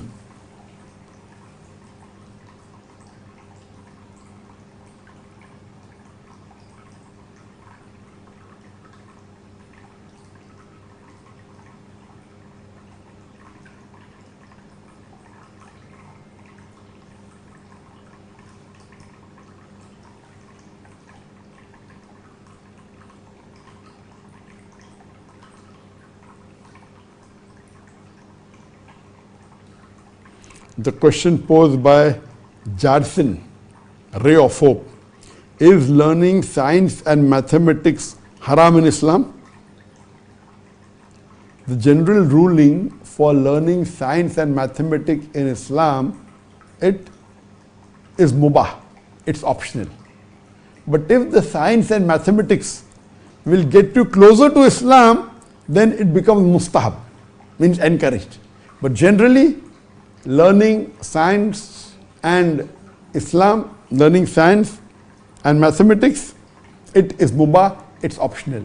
But if learning science and mathematics may get you a good living, so that you can earn good for your family, so that becomes mustahab. Mustahab means encouraged. If learning science and mathematics gets you closer to Allah, it becomes mustahab, means encouraged. If that science and mathematics gets you a good job, so that you can feed your family well, it becomes mustahab. If that science and mathematics takes you away from Islam, then if it's going to cause loss to you, it becomes makruh. It can even come under the haram category. But generally, learning science and mathematics, it's mubah or mustahab.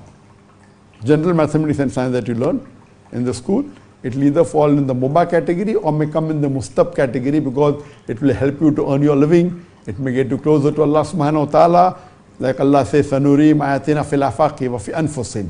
In Surah Fussilat chapter 41, verse number 53, that soon we shall show you our signs in the further regions of the horizons. So when you study science and you understand the Qur'an better and you know your Lord better, it will come in the mustahab category. If you study science and you study mathematics, it lets you earn a halal living so that you can feed your family. It comes in the mustahab category, encouraged category. If it's not doing anything, then it comes under the mubah category, that is, it is permissible, it's optional. Hope that answers the question.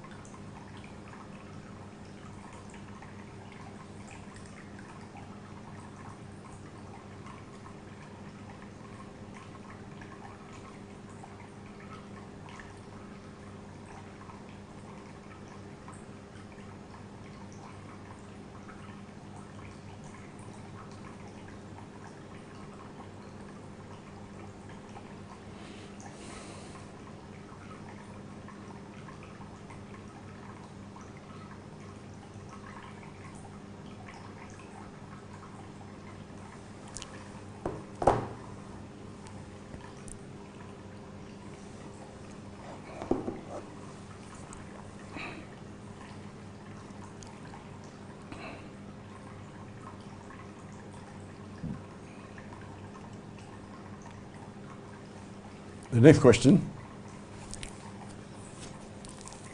Assalamu alaikum, sir. Wa alaikum assalam wa rahmatullahi wa barakatuh. I am Hassanur Jaman Mandal from West Bengal, India.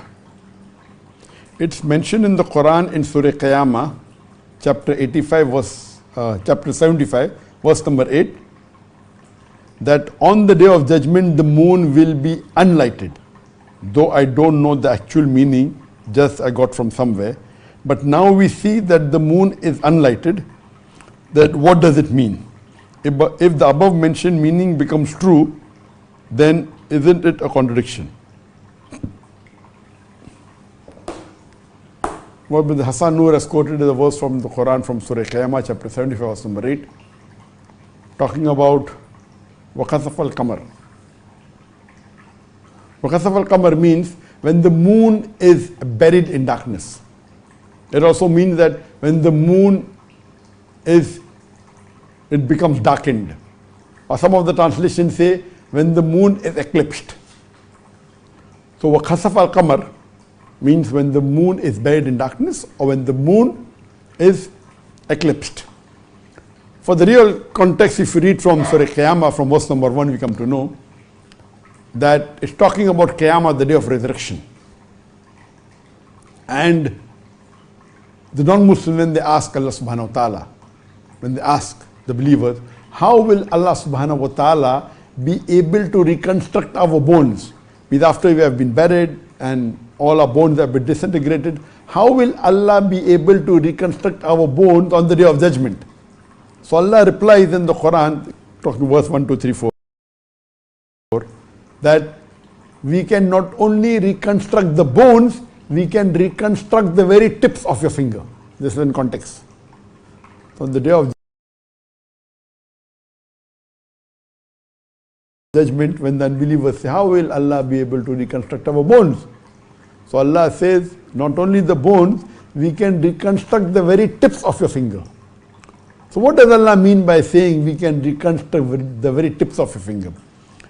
After science advanced in 1880, Sir Francis Galt had discovered the fingerprinting method.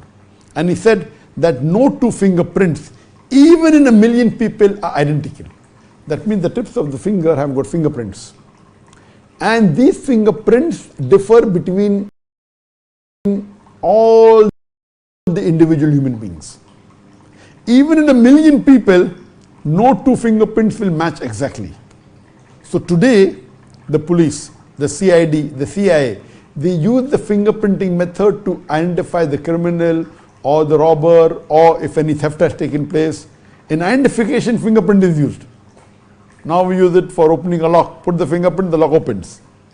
So Allah says, on the day of judgment, leave aside the bones. After they have been disintegrated, I can even reconstruct in perfect order the very tips of the finger. Then verse number 5, 6 asks that, do you know what is Qiyamah? Or when will Qiyamah come? And the reply is there, when the sight is dazed and when the moon is buried in darkness. Verse number 8 in Surah Qiyamah. Verse number 6 says, when is Qiyamah? When the sight is dazed and when the moon is buried in darkness, or when the moon is eclipsed. And verse number 9 says, when the sun and moon will join. So this is the description of the day of resurrection.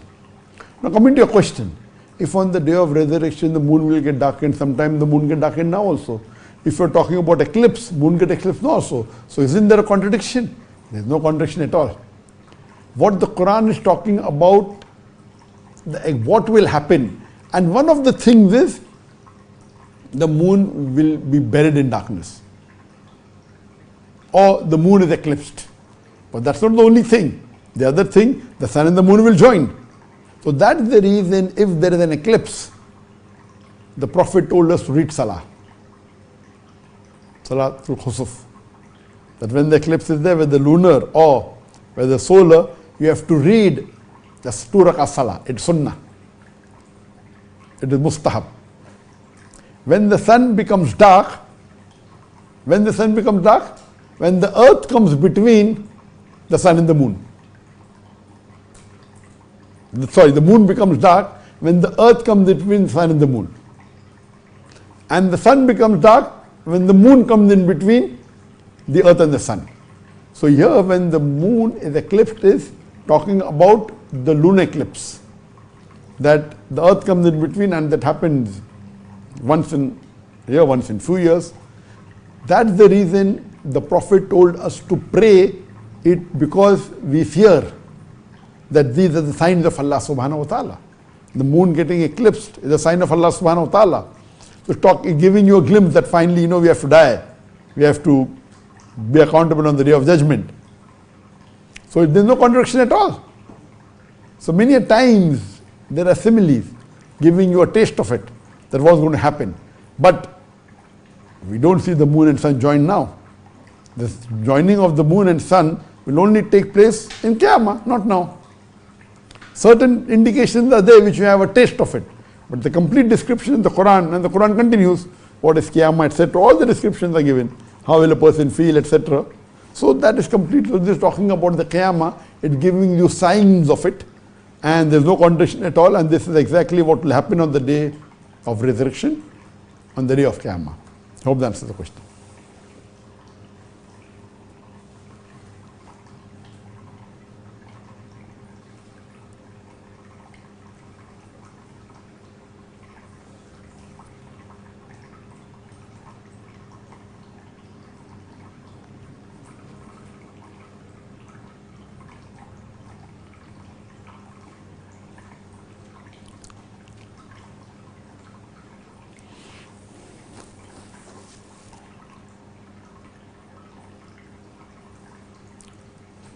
There's a question from YouTube from Rafi Hussain. Assalamu alaikum wa rahmatullahi wa barakatuh. Wa alaikum assalam wa rahmatullahi wa barakatuh. Dr. Zakir, would you like to speak a few words about Allama Dilawar Hussain Saidi, who passed away recently in the jail of the Munafiqs? He was most popular Dai of Bangladesh. Yes, I am aware of Allama Dilawar Hussain Saidi, Inna lillahi inna rajiun, and I got the information a few days earlier that he passed away. May Allah subhanahu wa ta'ala grant him Jannat al-Firdaus. May Allah subhanahu wa ta'ala raise his level to the highest level of Jannah. And I'm aware that he was one of the popular Dais of Bangladesh. And I'm aware that he was arrested many years ago. And he was first given the verdict of to be hanged. And then later there was protest in which many people died. So they changed the verdict from hanging, giving him punishment of death to life imprisonment. And there are many people in many parts of the world, unfortunately many Muslim countries, that the religious people are being arrested, for political reasons. And one of them was Allama Dilawar Hussain Saidi. And a couple of weeks earlier, his son had come to meet me. He had come earlier also in Malaysia, but a couple of weeks earlier, he had come to meet me and he gave the translation of his father that he had done in Bengali, his book. And I told him to convey my salams to him when he meets him. And unfortunately, this happened a few weeks earlier, and we heard that he has expired. And it's happening that now we see that there are many of the great du'ats and great scholars, they're passing away, and it's a loss to the Muslim Ummah. And we know that he had done great work in spreading the message of Allah subhanahu wa ta'ala. And I pray to Allah subhanahu wa ta'ala that may He give him the highest level in Jannah, and may He give him a place close to the Prophet Muhammad sallallahu alaihi wasallam and the Anbiyas and the Khulafa Rashidin and the Sahabas. Ameen.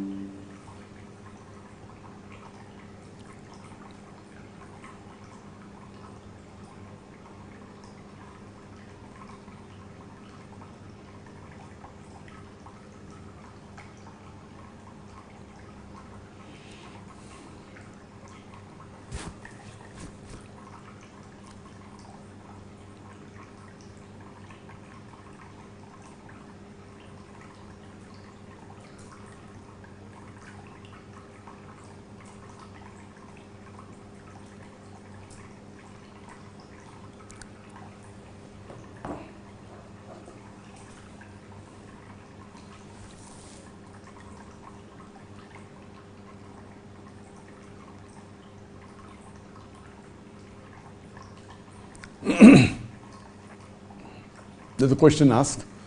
Assalamu alaikum wa rahmatullahi wa barakatuh. This question asked on the WhatsApp. My name is Trina. I am from Bangladesh. Is there any place, book, site, course where you have stored your vast knowledge? I want to get a copy of your memory. I am going to gather all your books and going to get a subscription of Al-Hidayah inshallah to enrich myself as a Muslim, hoping that you have put all your knowledge and studies in this Dawah training program. A similar question was posed on the YouTube from a brother in Ethiopia. Sorry, it's not from Ethiopia. This is Musjiso Dusho. From Musjiso Dusho. Assalamu alaikum, Dr. Zakir. My name is Abdi Mahat from Somalia. I want all your debates from beginning until now. So where can I get them? The question posed on the WhatsApp and the question posed on the YouTube is similar, that where can they get all my material, my lectures, my talks, my debates, my question answer session, my books, etc. And the question on the WhatsApp was, they want my memory. They can't get my memory, but they can surely get my talks, my lectures, my debates, my interviews, as well as my question answer session. The best platform where all of these videos are available is the Al-Hidayah platform. As far as the videos are concerned, of my lectures, of my question and answer session, of my interviews, of my courses, of my all the sessions that are happening, Ask Dr. Zakir, then Dare to Ask, all these, majority in one place. It's available on the YouTube, it's there on the Facebook, but difficult to gather them all and searching, etc. The best platform is Al-Hidayah platform. And the Al-Hidayah platform has got 3 levels. The basic level, which is the 240p. This basic of 240p is free for everyone. If you want the higher version, that is the 540p, or the premium version, which is the high definition, or 2K or 4K, then there is a subscription fee for that.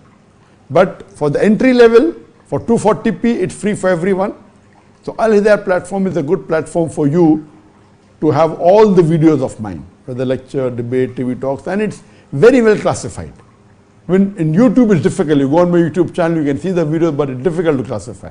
On this, it's classified whether it's a debate, whether it's a lecture, whether it's a question and session, whether it's a topic on science, whether it's on Tawheed. It's classified, and searching is very easy. So hundreds of my lectures are there. Thousands of my hours of video are there in this. And if you want the text of my lectures and question and answer session, most of them are available on my website, zakirnaik.com. So if you type zakirnaik.com, you'll go to my website, and in the website section, if you go to the section of lectures, you'll find the scripts of all my lectures there. If you go to the section of question answers, the script of all my question answers is there. So if you want the written script verbatim, you will find it on my website, zakirnaik.com. If you want the videos, you'll find in Al-Hidayah, even the courses. And there's a course called a s.a.w training program. It is voluminous, it is huge. It's supposed to be in 140 parts, out of which we just started. And we release 1 part a month. Each part is for about 1.5 or 2 hours, 3 hours. So every month we'll release 1 part because of the limited resources that we have in editing and checking. Because of my time schedule is busy. So we release 1 course every month. So far I think there are 10 courses already released on the Al-Hidayah platform. And these courses also have study guides. So if you see these courses, advantages besides the videos, there are transcripts available of my speeches, of my question and answer session, and there are study guides. The study guide, what does it do? It has the gist of the full talk, but very well designed. Maybe generally of the other speakers, it may have maybe 50% or 33% to 50% of the content in a study guide, so that it's attractive and very well designed. And the script has all details, the word, verbatim. But the study guide is made more attractive by graphics and by photographs and the main material of the speech. So the best platform is Al-Hidayah, as well as my website, zakirnaik.com.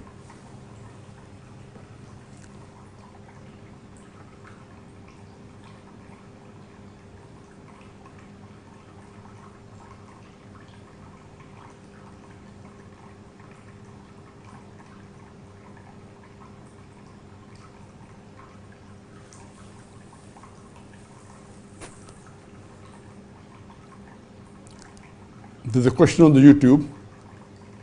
Seeker. Assalamu alaikum. Wa alaikum assalam wa rahmatullahi wa barakatuh. I am Soban Javed from Pakistan. If the price of a thing is 2,000, but on installment it is 3,000, is it halal? If the normal price of any article, any item is 2,000, and you pay an installment every month or every alternate month, or for every month for 1 year or 2 years, and the price becomes 50% more, from 2,000 it becomes 3,000. Is it permitted? No, it's not permitted. It is riba. Anything excess is riba. So even if you take 1 rupee more, whether it be 1,000 rupee, if you are taking extra money because you are paying it late, or a delayed payment or an installment, it is riba and this is haram. And Allah clearly states in the Qur'an, in Surah Baqarah chapter 2, verse number 278-279, that if you give up not the demands of riba, then take notice of a war from Allah and His Rasul. If you deal in riba, whether give or take, Allah and His Rasul will wage a war against you. And which human being has the guts to fight with Allah and His Rasul? So this type of transaction is haram.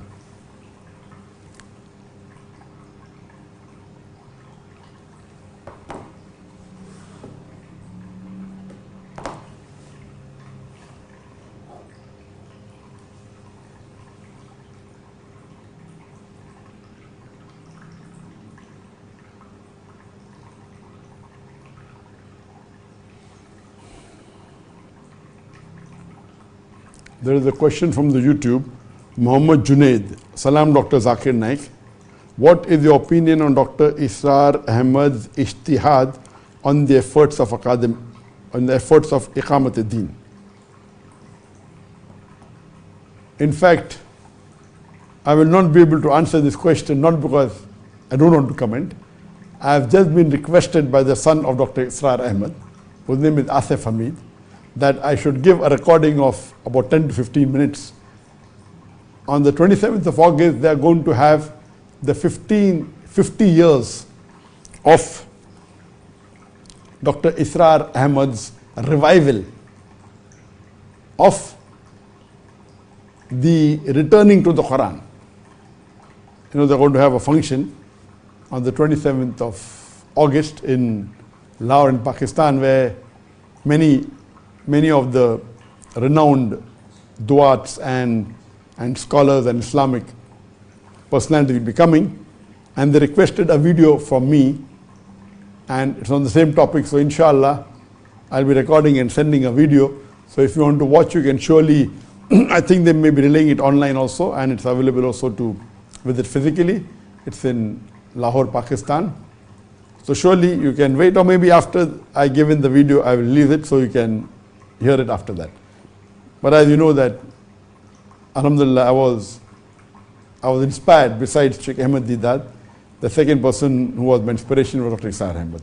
And inshallah, I'll give the message on the recording, which will be telecast inshallah on the 27th of August in Lahore in Pakistan.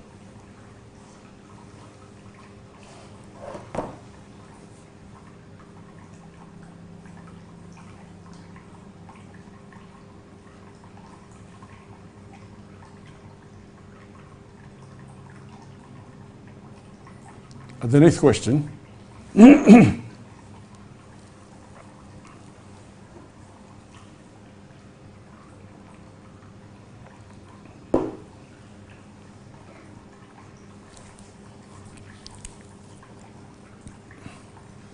I am working in a non-Muslim restaurant, but the food is halal. Sometimes they do puja at their homes and bring water and sprinkle at us. They said, do bad eyes. Is this permissible for a Muslim to allow them to sprinkle that water at us? Please revert. So the question posed by a Muslim that is working in a non-Muslim restaurant, and the food in that restaurant is halal, but the owners, many a time they do puja at their home, and they come and they sprinkle water on the staff, including him, so that he wants to ward off the evil eye or the bad eyes. So is it permissible for a Muslim to allow someone to sprinkle water which is of puja? And the answer is no. It is not allowed for you to allow a non-Muslim to get some water of puja, which is a Hindu ritual that they do. It's a form of worship that they do, and that water they sprinkle so that it wards away the evil eye or the bad eyes. This is not permitted in Islam, it's haram. You have to tell your boss very well that I'm a Muslim, I don't believe in you getting puja water and sprinkling on me. This is superstition, it's not allowed in my religion. And you should not allow him to sprinkle water on you. If he yet forces and insists, you have to give him warning that if you do this, I'll leave the job. And if it doesn't, you leave the job. If he's forcing on you something which is haram, if you request him and he stops it, no problem. You have to be bold, but be courteous. Be very soft. Tell them nicely that I'm a Muslim and in my religion, it's not permitted that you get some puja water or water you have put on some other deity and you sprinkle it on me thinking that I'll be safe from the evil eye or the harm that is done. This is against my faith. I will not allow it. And if he insists being a boss and he forces on you, then you have to leave the job and search for another job. Hope that answers the question.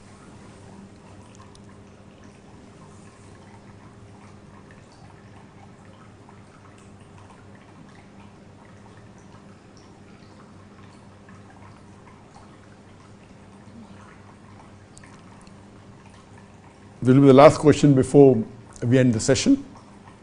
My name is Umar. I'm from Manchester, England, and I am a business owner. I hope you are doing well. Yes, Alhamdulillah. May Allah reward you for all your efforts. My question is, when will we see Dr. Zakir Naik in the UK or Europe or in the Western world? It is such a shame that the Ummah in this part of the world is missing out on seeing Dr. Zakir Naik live in person. We have many amazing sheikhs and dais coming from all over the world.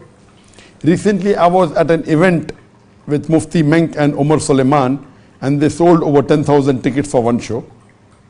It was the biggest gathering we have seen here in UK for an Islamic event. I believe if Dr. Zakir Naik came, we can sell out stadiums of 50,000 plus. Is there any update on whether we will see you live in UK or the Western world? Jazakallah khair. As far as me coming and giving a live lecture in UK or the Western world, Allahu Alam. I remember last that I was there in UK was in 2009. And I remember that the largest gathering I addressed in UK was in 2005 or 2006, I'm not sure. It was the GPU. It was a conference held in the Excel conference in London, UK. And mashallah, there was a gathering, it was a 2-day conference, and there was a gathering of 25,000 people at one time.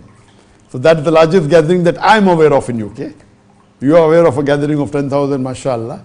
But the gathering that I attended in 2005, in London, UK, and I remember that they had charged, there were many speakers.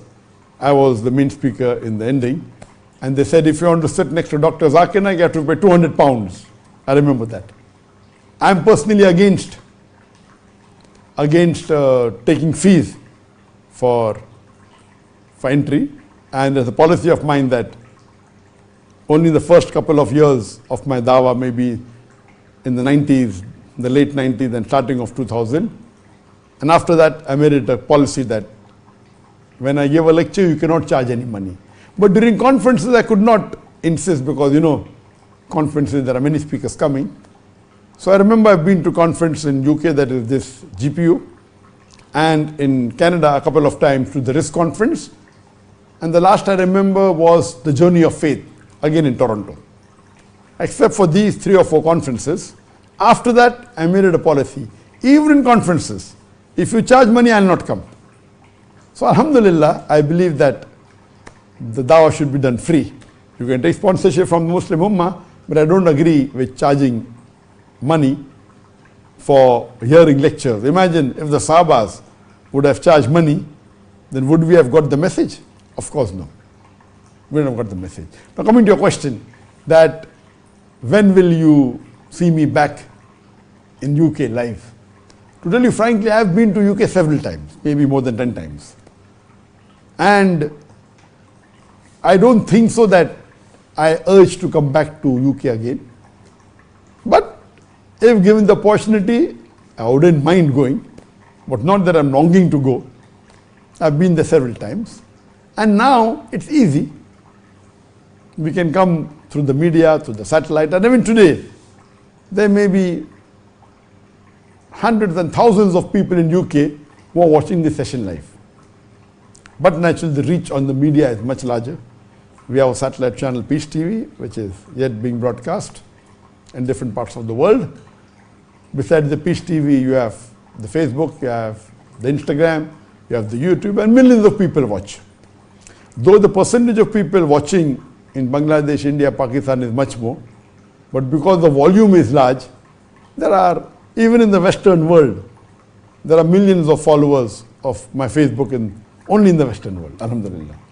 And out of that, surely thousands may be watching these live programs that we have. So as far as the message reaching, yes, it is reaching.